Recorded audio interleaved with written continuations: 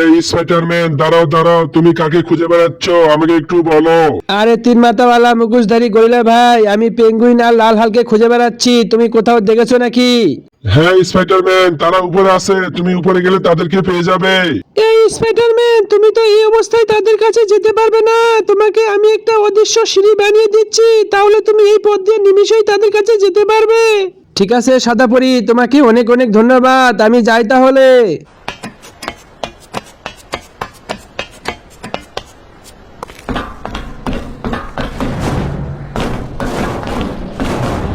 এ কি স্পাইডারম্যান, তুমি এই অদৃশ্য জায়গায় আসলে কিভাবে? এটা তো অসম্ভব।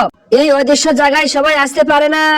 আরে দুষ্টুর দল, এই অদৃশ্য জায়গায় আসতে সাদাপরি আমাকে অদৃশ্য সিঁড়ি বানিয়ে দিয়েছে, তাই তোদের মতো শয়তানদেরকে আমি এখন মেরে ফেলবো।